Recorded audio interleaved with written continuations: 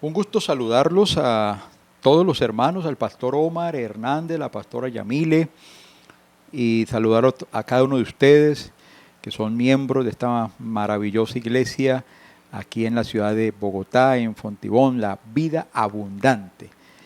Me complace mucho saludarlos, así sea a través de estos medios. Mucho más lindo cuando podemos saludarnos ahí, reírnos juntos y demás. Pero bueno, gracias al Señor, gracias Pastor Omar por la oportunidad de permitirme pueda compartir la palabra con los hermanos, en este caso, en esta reunión de parejas, extrañándolos, como dice el pastor, cuando ella me hace sentir como de la casa, y así me siento realmente cuando estoy con ustedes, y esperando que llegue el día, cuando el Señor quiera, que podamos estrechar la mano otra vez.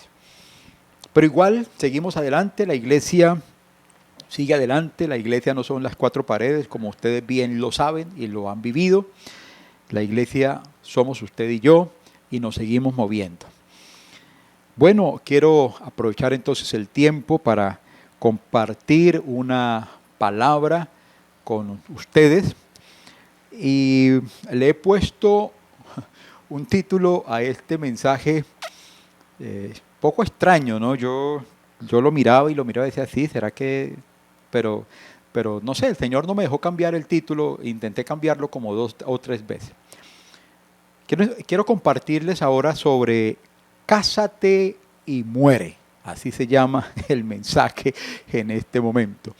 Cásate y muere. Espero que no vaya a bloquear su dispositivo o a salirse con el solo título y nos produzca como algún tipo de susto. Por eso le digo que yo intenté cambiarlo, pero así se quedó. Cásate y muere. Vamos a abrir la Biblia.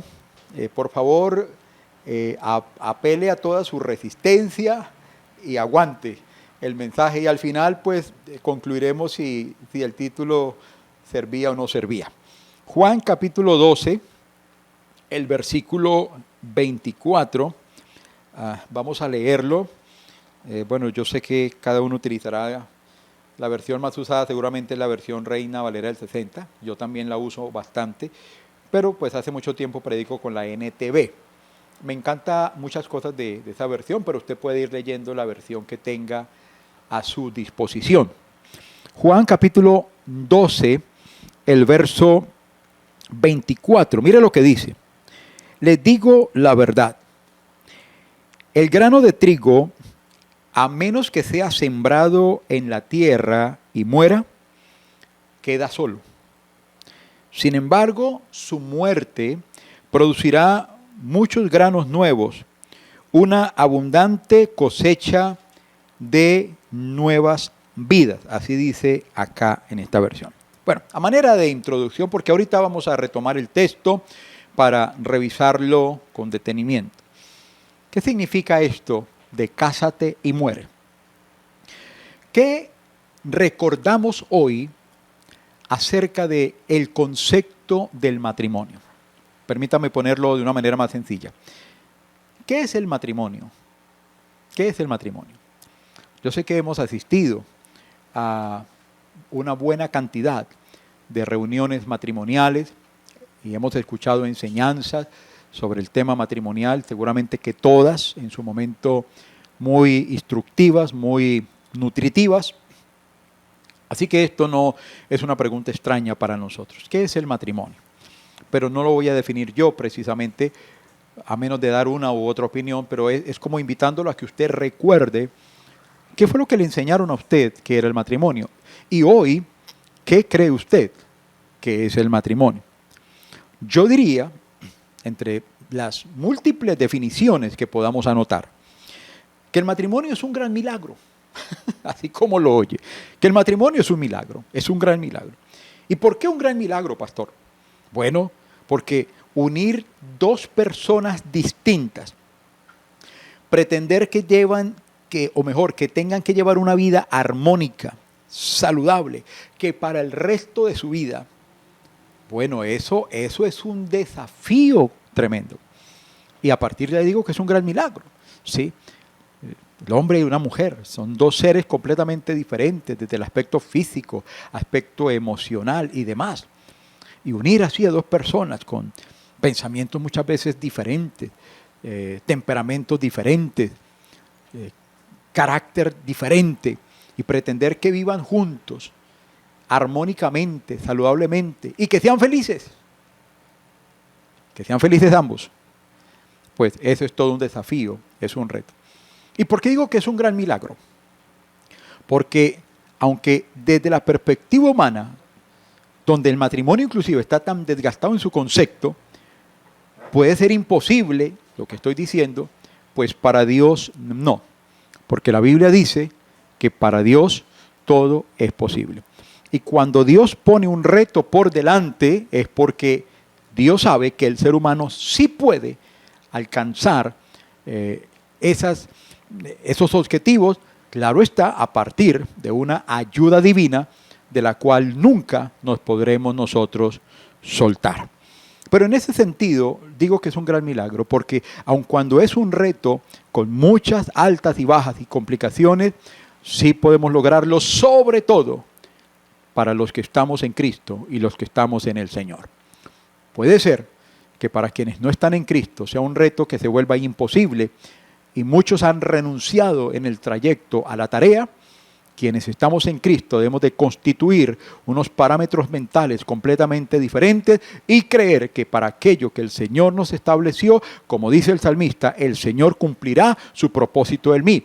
Y yo lo invito que allí, escuchando esta conferencia, si está con su pareja ahí, mejor aún, podamos decirnos, el Señor cumplirá su propósito. ¿Qué propósito? El propósito acerca del matrimonio, el Señor lo hará posible en la medida que nosotros estemos dispuestos a morir. Ya usted empezará a entender ahora por dónde vamos a estar introduciendo esta palabra. Si usted se casó para ser feliz, pues está bien, hermano, yo no digo que no, lógicamente. Pero en el matrimonio no solamente tiene que estar la idea de que me caso para ser feliz, sino que debe también de abordarse la idea de que me caso para hacer feliz a la otra persona. Y eso tiene que pensarlo igualmente tanto el varón como la mujer. Ambos deben de entrar en esta relación con esa misma idea. Me caso para hacer feliz a la otra persona. Y cuando ambos tenemos esa idea, entonces vamos a converger en muchas cosas que harán posible la realización de un matrimonio no perfecto, pero sí saludable. Ojo con la frase que acabo de decir. Porque una cosa es hablar de matrimonios perfectos, intachables, y otra cosa es hablar de matrimonios saludables. Y cásate y muere va a estar dirigido a matrimonios saludables, no a matrimonios intachables. Porque la Biblia dice que no hay hombre que haga el bien y nunca peque. Errores van a haber, desaciertos van a haber, de eso se trata todo este menú que tiene que ver con el matrimonio. No hay un matrimonio que no tenga una discusión, que no tenga una alta y baja, una pelea, una dificultad, pero sí podemos constituir relaciones saludables. Complejo de pronto un poquito el asunto, ¿no? Pero sí se puede lograr. Yo digo que el matrimonio es el mejor taller de formación para el ser humano. Puede que usted esté de acuerdo en este momento, como puede que no estuviera de acuerdo, y está bien, porque aquí no se trata de discutir sobre algunas posturas, pero sí poder analizar, ¿no? El matrimonio se convierte tal vez en el mejor taller, y si usted de pronto dice, no es el mejor taller, entonces permítame decirle en uno de los mejores talleres, ¿cierto? Para que entonces converjamos ambos, un taller de formación para el ser humano, porque si hay un lugar donde tenemos que aprender y tenemos que experimentar formación, cambios, transformación, es el matrimonio.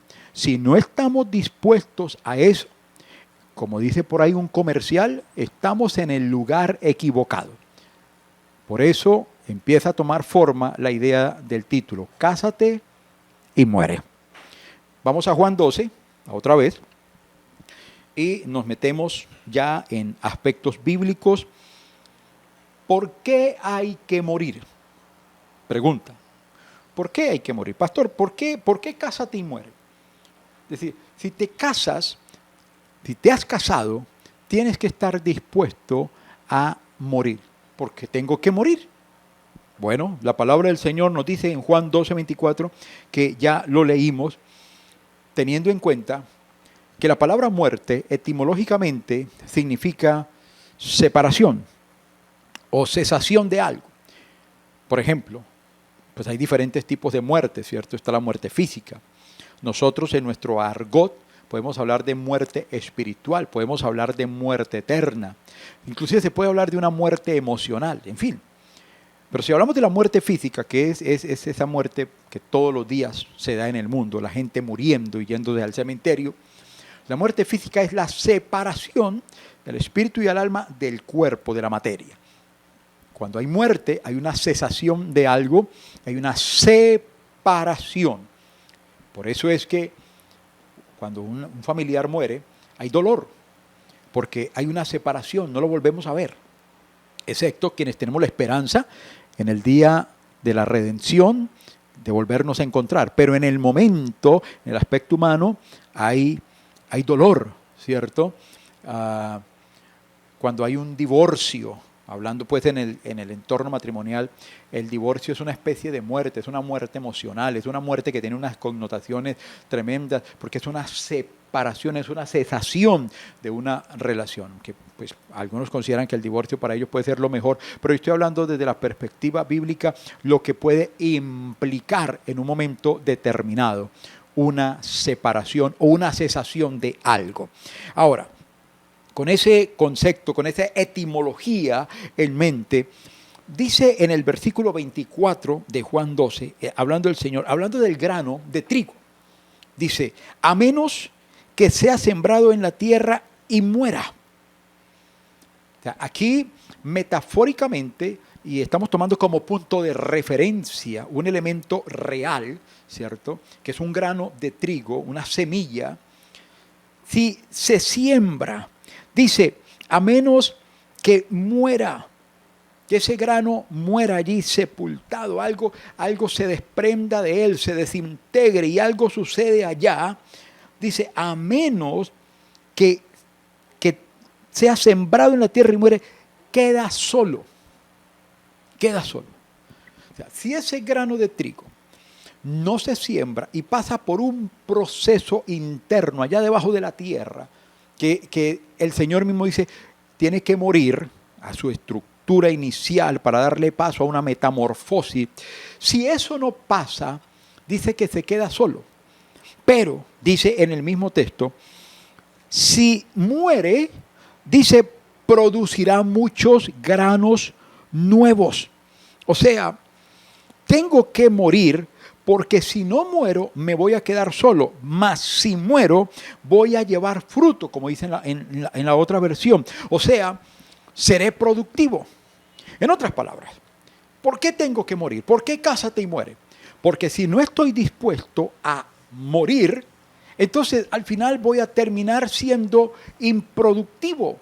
Y mi vida no va a producir nada más que frustración.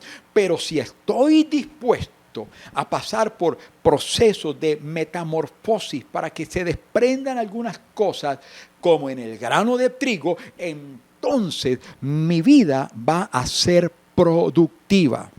Y hablando entre productividad e improductividad delante de Dios, indudablemente que usted sabe que Dios está calificando es la productividad, no lo contrario. Árbol que no da buen fruto, se corta, dice la Biblia, y se echa al fuego, se desecha. Entonces, digamos que este sería como el aspecto técnico de la expresión. ¿Por qué tengo que morir? ¿Por qué cásate y muere? Bueno, porque si no estamos dispuestos a morir, nos vamos a quedar solos. Esa expresión nos vamos a quedar solos significa nos vamos a quedar frustrados. Allí hay una connotación de fracaso, ¿Y cuántas personas hoy están viviendo con una sombra de fracaso en sus vidas? Hay mucha gente que aún pues permanece en la vida matrimonial, pero con una sensación de fracaso, de frustración, de pérdida. Y hablo por muchas parejas. Y hoy en día, usted lo sabe, lo hemos... A las mismas noticias le han dado despliegue a esos reportajes en revistas y demás, en periódicos, le han dado trámite a esto, como en este tiempo de la famosa pandemia, el aislamiento, se han activado tantos conflictos en los hogares, partiendo de los conflictos matrimoniales, conyugales. Y bueno, yo no quiero hablar mucho de eso, pero usted creo que lo tiene claro. No estábamos acostumbrados a estar tanto tiempo, ¿no?, en casa, con la familia, con el cónyuge. Y esta situación que nos ha obligado, ha sacado una cantidad de verdades y de realidades, porque mientras no estábamos en casa, nos la pasamos todo el día por fuera, ella, él, los hijos, todo el mundo. Y la casa es un lugar donde simplemente se llega a dormir, cada uno se encierra en su cuarto y los problemas no se confrontan, no se tratan, sino que todo se va poniendo como cuando se barre a toda carrera y se echa la basura por ahí debajo del mueble y lo demás parece limpio, pero debajo del mueble está el basurero. Y así muchas veces sucede, y es lo que está sucediendo hoy en día con tantos matrimonios. Quiera Dios que no tanto en la iglesia, pero seguramente que también en la iglesia está pasando, que se han quedado en evidencia una cantidad de situaciones que no es más que problemas que no se arreglan. Pero bueno, permítame, de pronto ahora en un momento lo menciono. Si no estamos dispuestos a morir al casarnos, no vamos a tener un matrimonio fructífero, una vida matrimonial, una vida conyugal fructífera. Y si no tenemos una vida conyugal fructífera, entonces los primeros fracasados somos nosotros, y si es que tuvimos hijos, vamos a transmitir seguramente a nuestros hijos también ese mismo espíritu de fracaso, y quién sabe cuántas más cosas ahí se puedan desencadenar. Pero entonces, vamos a la parte práctica. ¿De qué muerte estamos hablando, pastor? Explíqueme eso de cásate y muere, porque me tiene un poquito como incómodo y alguno puede ponerse hasta como bravo, de mal genio. Menos mal que estoy lejos y entonces aquí estoy resguardado y refugiado en mi casa. Pero bueno, ¿de qué muerte estamos hablando? ¿De qué muerte hablamos? Sí, estamos utilizando ese término para aplicarlo a nuestra relación. Pues estamos hablando nada más y nada menos que la muerte del yo. ¿Ha escuchado esa expresión en otros mensajes? La muerte del yo, de mi naturaleza humana, del yo natural, del quién soy yo, ¿no? La frase del el quién soy yo, de quién es mi realidad. De esa muerte estamos hablando. De esa muerte estamos hablando. Y voy a trazar este punto basado en dos puntos sobresalientes acá, para decir de qué muerte estamos hablando en cuanto a la relación de vida matrimonial. ¿Qué significa? ¿Qué implica esa famosa muerte del yo, de mi propia naturaleza? Lo primero que quiero mencionar es que hablamos o se implica de la negación. Es negación. Hablar de morir es hablar de estar dispuesto a negarme, pero negarme a ciertas cosas, no negarme a todo, sino tener claro a qué me tengo que negar al respecto de hablar de la muerte del yo. Vamos a leer 3 escrituras que son iguales, pero en 3 evangelios diferentes. La primera está en Mateo 16. Usted me acompaña, por favor. Mateo capítulo 16. Versículo 24. Luego Jesús dijo a sus discípulos: si alguno de ustedes quiere ser mi seguidor, tiene que abandonar su manera egoísta de vivir, tomar su cruz y seguirme. El mismo texto o la misma temática está en Marcos capítulo 8, el versículo 34.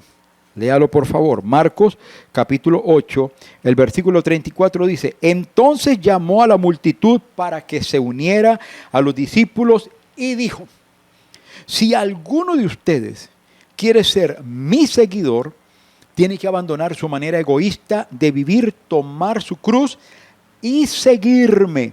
Y lo mismo dice en Lucas capítulo 9, el versículo 23. Vamos a leerlo como está aquí en la palabra también. Lucas 9, 23 dice: entonces dijo la multitud: si alguno de ustedes quiere ser mi seguidor, tiene que abandonar su manera egoísta de vivir, tomar su cruz cada día. Me encanta esa parte de Lucas. Cada día. Tomar su cruz cada día, no cada 15 días, no cada mes, no cada 6 meses. Tomar su cruz cada día y seguirme. Luego entonces, si quieres seguir a Cristo, tienes que tener una actitud disponible a esto, a un morir del yo, de mi propia naturaleza.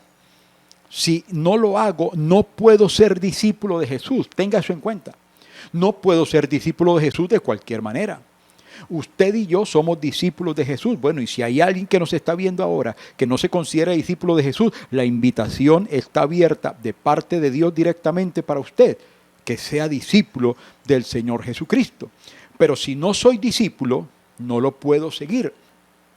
Yo puedo ir a los templos, a las iglesias, a los locales, pero ¿cuánta gente que va a nuestras congregaciones hoy por hoy son verdaderamente discípulos del Señor? Bueno, eso es una pregunta para analizarlo desde otra perspectiva. Pero esto es negación. Esto es negación. Dice el Señor, niéguese a sí mismo. O sea, permítame utilizar dos términos acá. Autoprohibirse. No es que otra persona me imponga una prohibición, sino que yo mismo me la impongo. Autoprohibición. Usted sabe qué significa algo que es prohibido, ¿cierto? Algo que no se puede hacer. Quieto, prohibido. No se acerque. Ok. La palabra auto está implicando que es una acción voluntaria de cada individuo. O sea, yo no espero que nadie me prohíba hacer esto o aquello, sino que yo mismo tomo la decisión de autoprohibirme. La otra palabra es también con autocorregirse. Claro, eso es difícil. Eso es difícil, porque la naturaleza humana en sí misma no está dispuesta al prohibirse, al autocorregirse. Hombre, si así fuera, tendríamos una mejor sociedad. Pero ¿en qué no la pasamos los padres con los hijos? Corrigiéndolos. En la empresa, el director, el jefe, el patrón. En la iglesia, los pastores, los líderes. Si hubiera una conciencia del autoprohibición, autocorrección, seguramente que tendríamos una mucho mejor sociedad que la que tenemos hoy. Pero estos versículos, niéguese a sí mismo, tome su cruz, que aquí hay una connotación de dificultad, ¿no? De enfrente a la dificultad, de sufrimiento, de enfrentar sufrimientos. Como dice la expresión, no todo es color de rosa, ¿cierto? Esto me llama la atención en este texto, 4 cosas sobresalientes aquí. Uno, que para ser seguidor de Cristo hay que tener claro lo siguiente. El seguidor de Cristo es un discípulo. Y el discípulo hace lo que su maestro le enseña. Si usted que me está escuchando es una pareja en Cristo, esto pesa mucho sobre nosotros. Porque no somos cualquier tipo de persona, sino somos personas que nos rotulamos como discípulos del Señor. Y si somos discípulos del Señor, tenemos que estar dispuestos a seguir las instrucciones del Maestro. Y las instrucciones del Maestro también cobijan la etapa conyugal, la etapa matrimonial o la etapa familiar. Y si no, lea las Escrituras para que se dé cuenta. Luego dice el texto que debe de abandonar, ahorita estoy mirando Mateo 16, 24, que debe de abandonar su manera egoísta de vivir, dice en esta versión. Esto es negación, esto es morir, esto es cásate y muere, abandonar su manera egoísta de vivir. ¿Qué significa la palabra egoísmo? Ego, centrado en sí mismo. Egoísmo es esa actitud que una persona desarrolla que solo se centra en ella misma, que solo le importa él o ella misma, ego, a sí mismo, y no le interesa lo demás.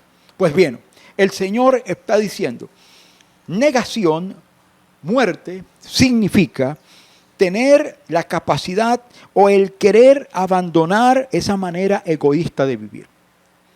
Y cuando yo digo cásate y muere, estoy diciendo, nos hemos casado, tenemos que, más que pensar en nosotros, pensar en la otra persona. Por eso el Señor está diciendo, deja la manera egoísta de vivir. Y esto sí que aplica a la vida matrimonial, porque antes de uno casarse, pues usted era solo, independiente, iba y venía como quería y cuando quería y de la manera que quería hacerlo. Pero cuando nos casamos y nos unimos, nos juntamos a otra persona, el egoísmo tiene que desaparecer. No puedo estar pensando solamente en mí, sino que tengo que pensar en la otra persona. Dejar la manera egoísta de vivir es una forma de decir, muere a ti mismo. Cásate y muere. Cásate y tienes que dejar de pensar solo en ti. Cásate y ahora tienes que pensar en los demás. Escucha bien esto. Es un compromiso personal. Jesús está diciendo, el que quiere, entonces tiene que tomar esta decisión. Es un compromiso personal. Por eso hablaba de la autoprohibición, de la autocorrección. ¿Por qué tenemos que estar esperando que siempre nos digan los demás qué es lo que no deberíamos hacer? Cuando ya a estas alturas de la vida deberíamos entender qué son los pasos correctos y qué son los pasos incorrectos dentro de la vida matrimonial. ¿Por qué seguimos insistiendo en hacer lo que implica una actitud egoísta cuando el egoísmo está mandado a ser eliminado en la relación matrimonial, sobre todo en cualquier actitud de la vida? Pero ¿cuánto pesa esto en la relación conyugal? Un compromiso personal. Usted tiene que tomar esa decisión. Usted tiene que pararse frente al espejo y decir, me casé, estoy muerto. Me casé, estoy muerto. ¿Sí? Una forma de pronto graciosa de decirlo, pero es una realidad. Oh, me casé, tengo que dejar la manera egoísta de vivir y es una decisión que yo tengo que tomar, es mi compromiso. Es mi compromiso. Si no tomas esa determinación, pero puede ser que la otra persona la quiera tomar. Pero si no la toma usted, si no la toma ella, él o ella, ambos, esto va a ser mucho más difícil. Negación, en este sentido, la autoprohibición, la autocorrección, es un acto de responsabilidad, mi hermano. Acto de responsabilidad. En realidad podemos decir esto. Usted y yo sabemos que muchos de los fracasos que se respiran en el ambiente matrimonial están anclados en actos de irresponsabilidad de alguno de los dos o en algún caso de los dos. Un acto de irresponsabilidad es muy fácil definirlo. Sencillamente es que no hice lo que debería de haber hecho de la manera correcta. Entonces, ¿de qué muerte estamos hablando? Estamos hablando de negación de mi propia naturaleza. Es promover el autocorregirse, el autoinstruirse, el autoprohibirse, basado en estos textos. Si alguno quiere ser mi discípulo, tiene que tomar su cruz y seguirme, deje su manera egoísta de vivir. Y Lucas dice cada día, todos los días. Todo esto es una tarea difícil. Por eso yo le dije ahora rato, el matrimonio es un milagro. Pero es un milagro. Y el hecho de que sea un milagro es una bendición, porque ¿a cuántos no nos gustan los milagros? A todos nos gustan los milagros y pedimos milagros de parte de Dios. Pues bien, Dios dijo, ¿quieren milagros? Ahí les mando el matrimonio. El matrimonio es un milagro. Y solamente que nosotros tenemos que revivir la naturaleza de ese milagro en nosotros. Y entonces en la mañana usted dice, no, yo tengo, ¿cuántos años de matrimonio tenemos, cierto? En el caso nuestro, con mi esposa ya estamos ahora pronto, es decir, en estos días, el 3 de julio creo, estamos ya entrando a los 32 años de matrimonio. Yo creo que nuestro pastor Omar, la pastora Yamile nos llevan un poquito de tierra ahí, algunos de ustedes, pero poder levantarnos en la mañana y mirarnos así en la cama, a la casa y decir, oh Dios mío, milagro, estamos aquí todavía, ¿cierto? Porque eso es el matrimonio. Pero es producto de esta naturaleza. Nos casamos para ser felices, sí, pero realmente nos casamos y la determinación en el matrimonio para que funcione es que tenemos que estar muriendo. Cuando no hay eso, hay mucha dificultad. Quedamos solos, frustrados e improductivos. Ahora, permítame mencionar algunas cosas específicas aquí en este punto de la autoprohibición. Todavía estoy en el tema de la negación. Como la autoprohibición. Y yo quiero darle una lista de unas 9 cosas o frases al respecto de la autoprohibición, que es la negación del yo, la muerte del yo. ¿Qué estaría prohibido? Autoprohibición. Entiéndame bien. ¿Qué está prohibido? Yo le voy a dar unos ejemplos, pero si usted quiere, pues yo no sé si va a querer, pero si usted quiere ampliar la lista, lo podrá hacer, ¿cierto? 1. Está prohibido no cumplir con el diseño divino para el matrimonio. Está prohibido no cumplir el diseño divino para el matrimonio. Y esto tiene que ser parte de la autoprohibición. O sea, a mí mismo debo de decirme, está prohibido para Manuel González no cumplir. Dije, no cumplir, prohibido no cumplir con el diseño divino para el matrimonio.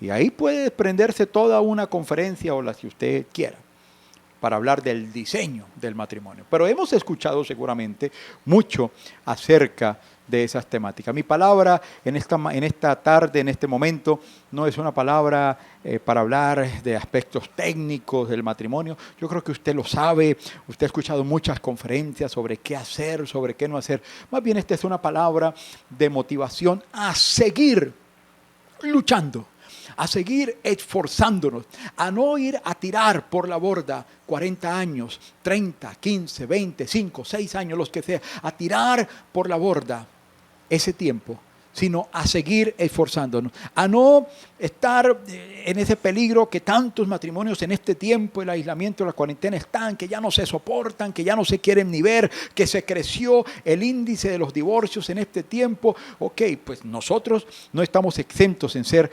golpeados por los vientos de esta naturaleza humana. Pero esta palabra es a motivarlo a que siga adelante, a que siga luchando, a que no me venga ahora con el cuento de que no, yo ya estoy cansado de luchar, llevo tantos años en esto. No. Se lucha hasta cuando se muere uno, hermano. Renunciar antes es ser cobarde. Entonces, está prohibido no cumplir con el diseño divino para el matrimonio. Autoprohibición. Prohíbase eso usted mismo. Muera a esa tentación de decir, no más, me cansé. Muera a eso. Segundo, está prohibido dejar de amar al cónyuge. Está prohibido dejar de amar a su cónyuge. Puede que vengan vientos, como dice la Biblia, y golpean la casa por el norte, por el sur, por el oriente, por el occidente, pero está prohibido que dejemos de amar al cónyuge.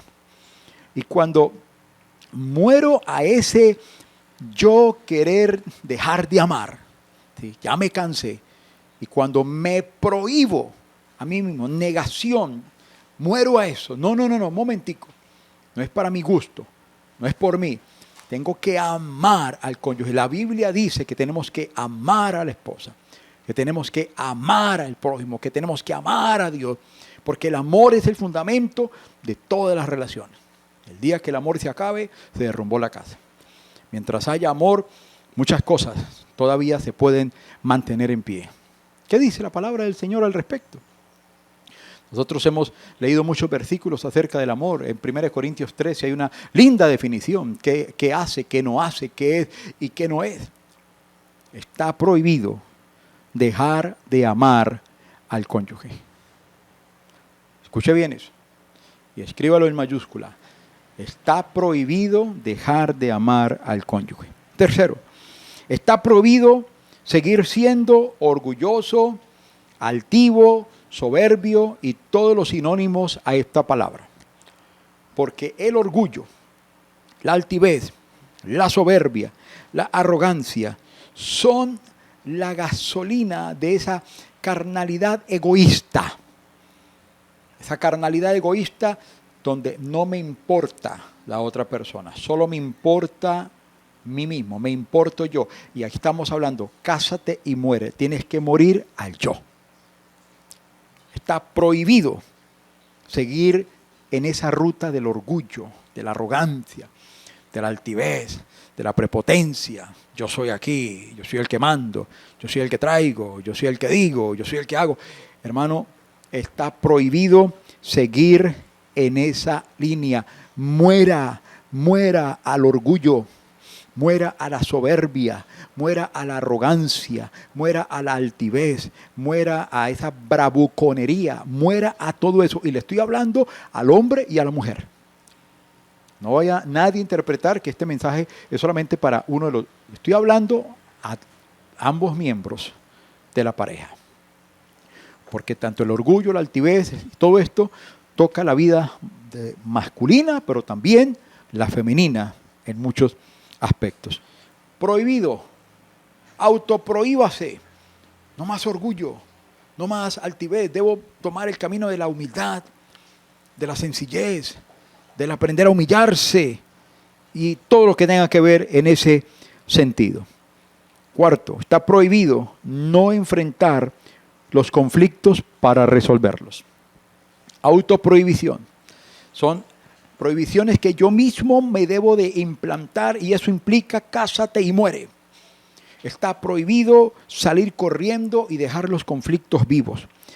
No enfrentar los conflictos para resolverlos.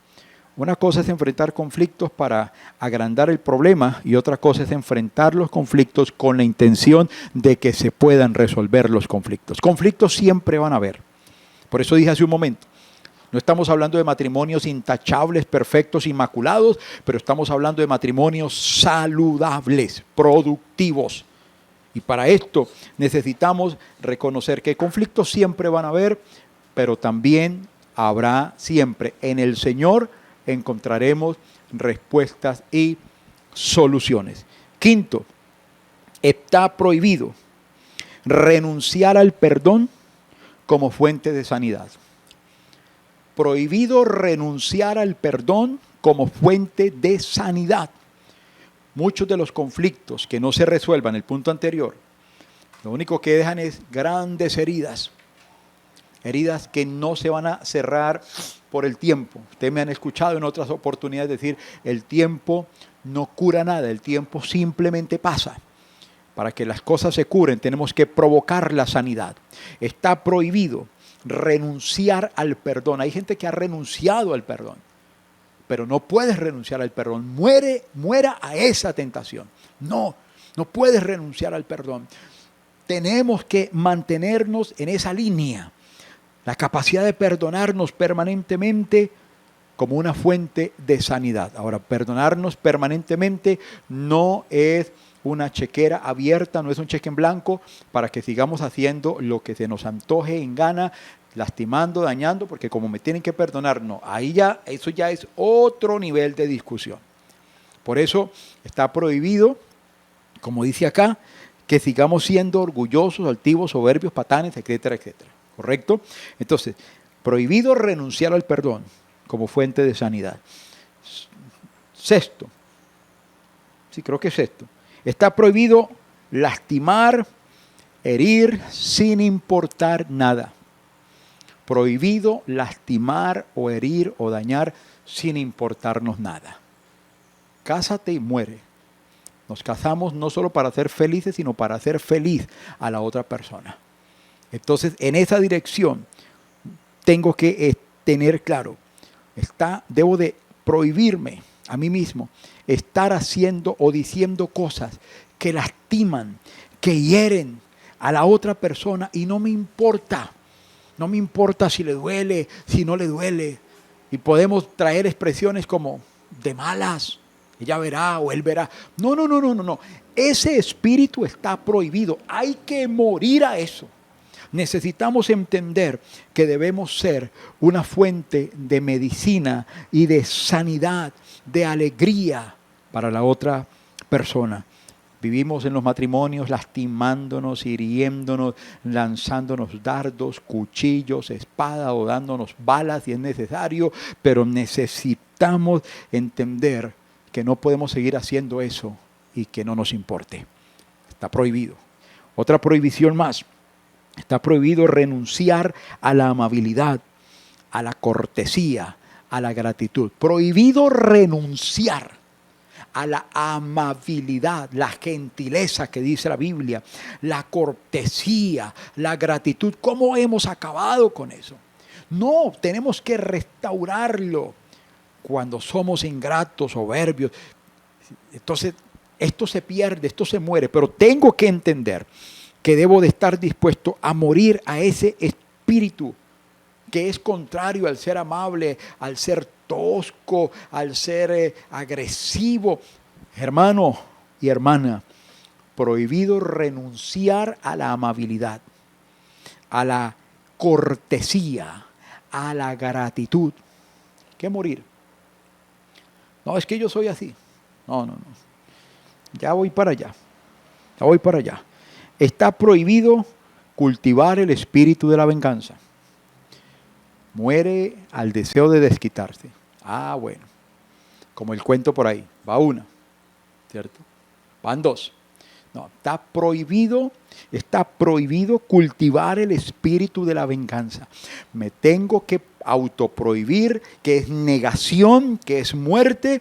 Está prohibido cultivar el espíritu de la venganza. Listo, bueno, está bien, se la voy a dejar pasar, pero en el camino nos encontramos. No, el matrimonio no es una escuela de revanchismo, de revancha. No, ese no es el matrimonio, es una escuela de formación.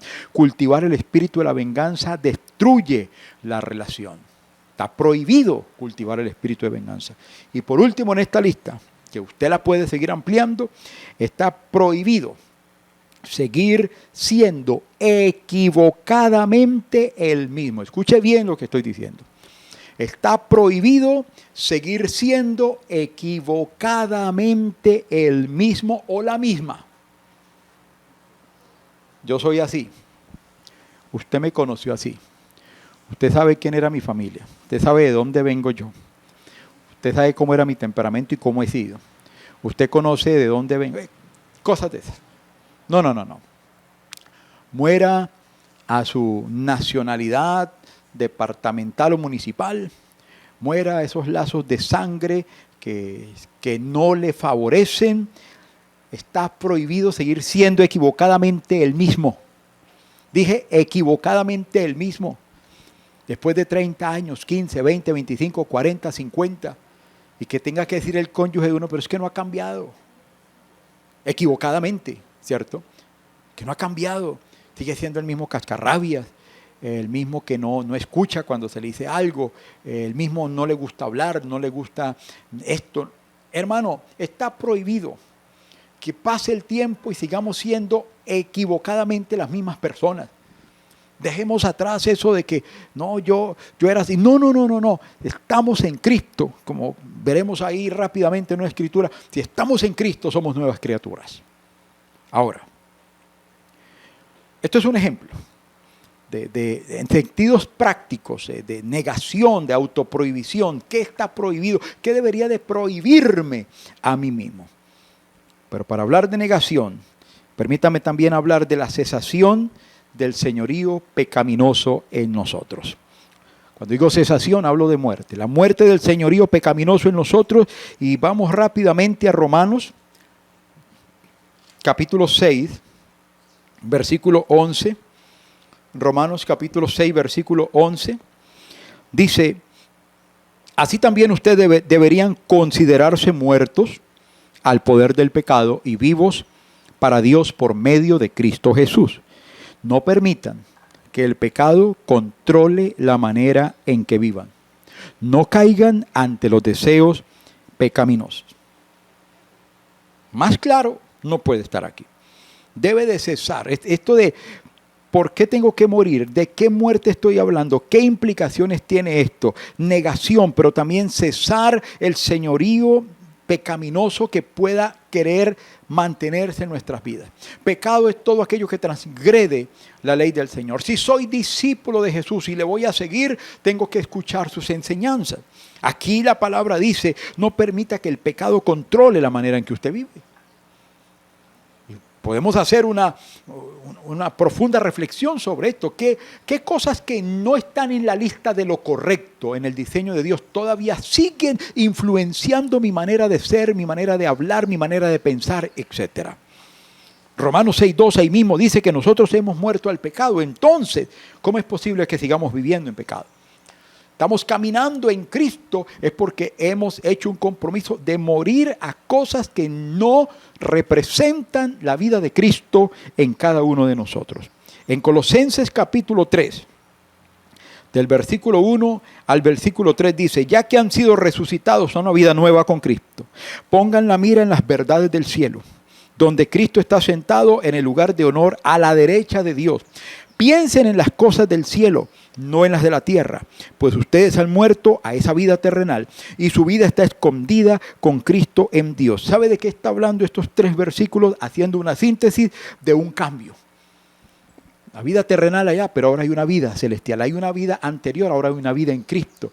Tiene que haber un cambio. Y de esto implica el casarse para morir. Se deben de provocar cambios continuamente en nuestras vidas. Tiene que cesar el señorío de las cosas que son malas, que nos controlan, ese temperamento incontrolable, ese carácter irascible, esa. Eso tiene que cambiar en nosotros. Tiene que producirse un cambio, porque ahora nosotros estamos enfocados en el Señor, mirando hacia arriba, y eso impacta la vida del ser humano. Y el versículo 5 ahí en Colosenses 3 dice: así que hagan morir las cosas pecaminosas y terrenales que acechan dentro de ustedes. No tengan nada que ver con la inmoralidad sexual, la impureza, las bajas pasiones, los malos deseos. No sean ávaros. La persona ávara es idólatra, adora las cosas de este mundo. Mire lo que dice el texto comenzando: hagan morir las cosas pecaminosas en nosotros. ¿Qué significa eso? Hacer morir pues lo terrenal. Un acto voluntario. Esta negación es un acto voluntario. Esta negación, este cásate y muere, es un acto voluntario de cada uno de nosotros en el compromiso que asumimos con el ser y hacer feliz. Y desarrollar un diseño de vida matrimonial que honre a Dios a través de nuestra vida. Santiago pregunta, capítulo 4, versículo 1, lo puede ver después: ¿de dónde vienen las guerras y los pleitos entre nosotros? Dice: de su interior, de lo que combate dentro de nosotros. Tenemos que combatirlo, estar dispuestos a hacer que eso muera en nuestras vidas. ¿Y cómo lo logramos? Ya para ir cerrando, ¿cómo lo logramos? Bueno, 2 Corintios capítulo 5, versículo 14, porque es mejor leer la Biblia, que es lo que el Señor nos dice. 2 Corintios capítulo 5, el versículo 14 y el versículo 15 dice lo siguiente.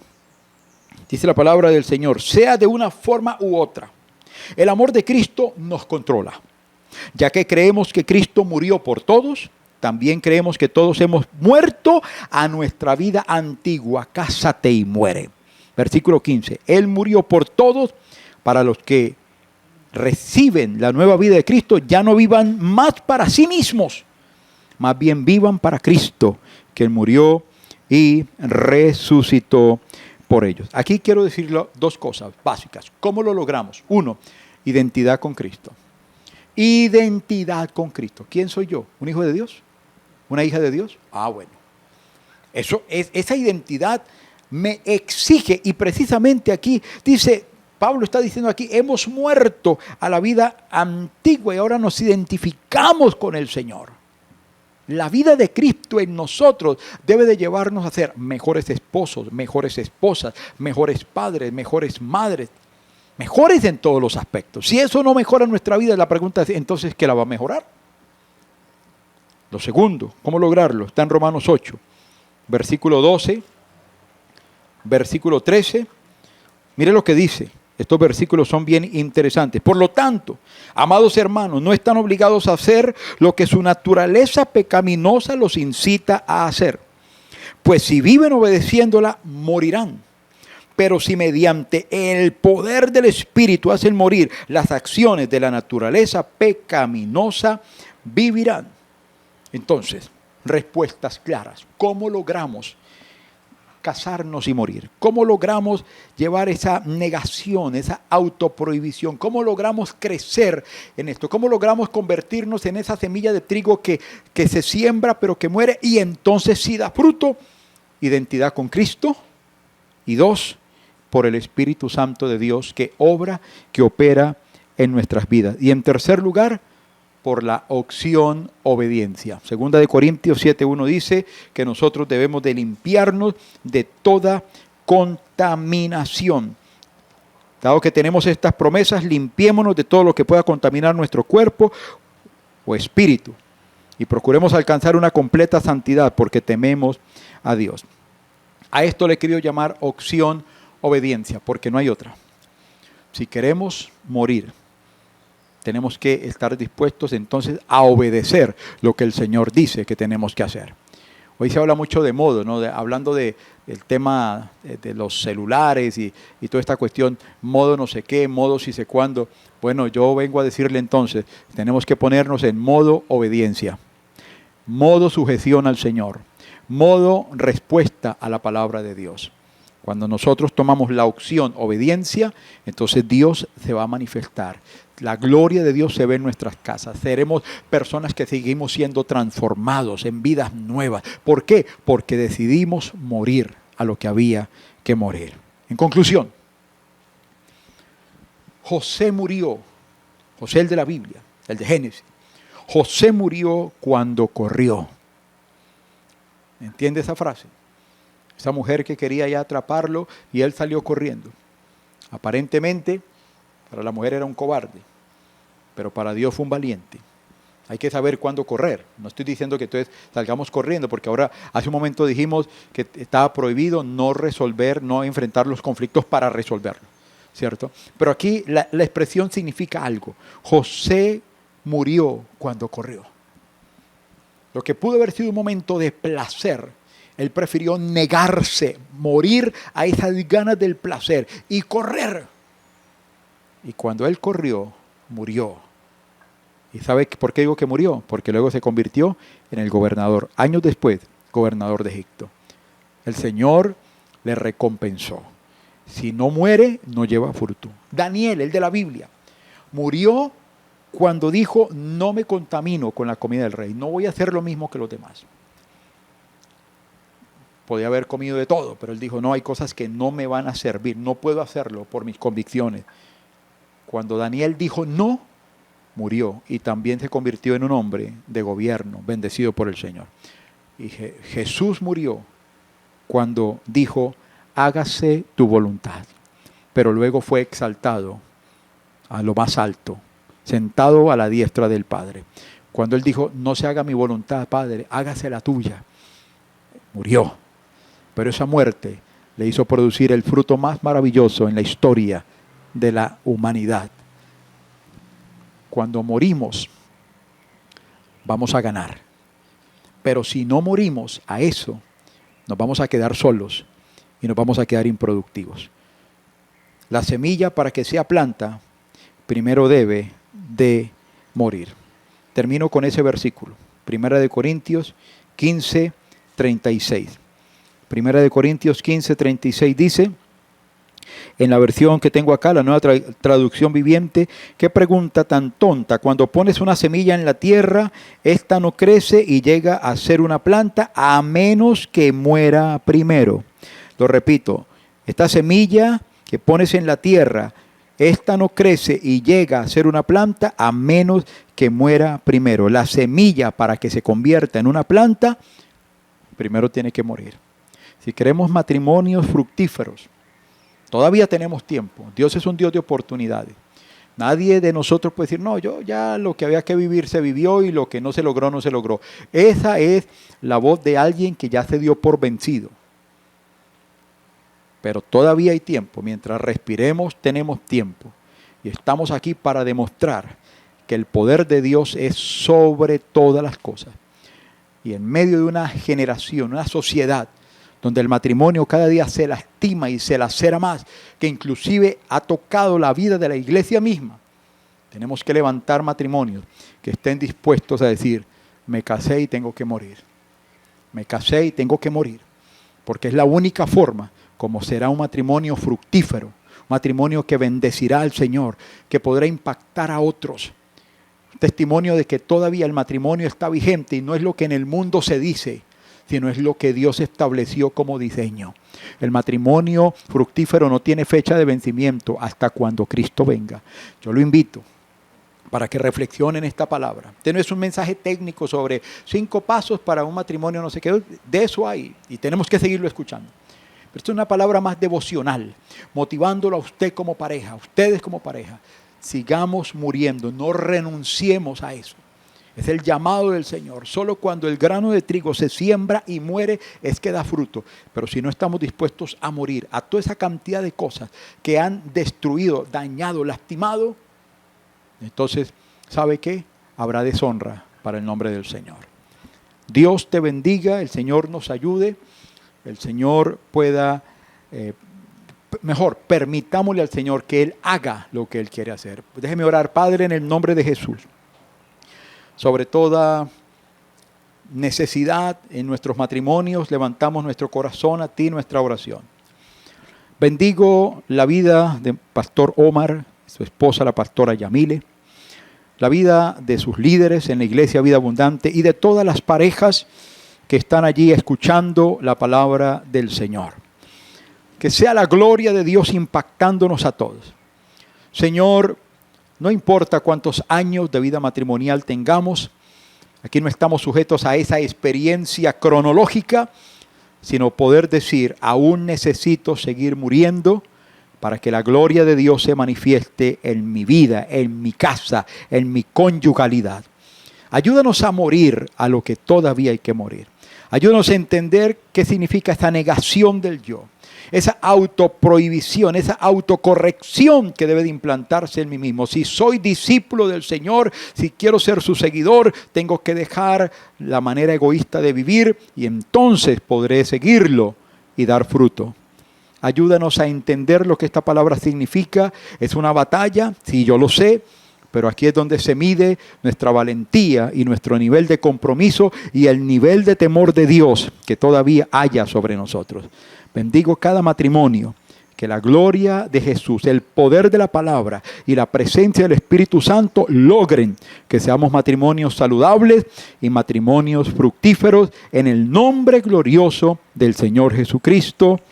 Amén y amén. Pastor Omar, Dios lo bendiga, más que un consiervo, un amigo, con la pastora Yamile, amigos de nuestra casa, de nuestra esposa, de mi esposa, de nuestros hijos. Los bendigo, los amamos y hermanos, a todos ustedes, Dios los bendiga. Gracias por estar allí y poder prestar atención a esta palabra. Un abrazo para todos ustedes y quiera el Señor que llegue el momento de reencontrarnos. Dios les bendiga.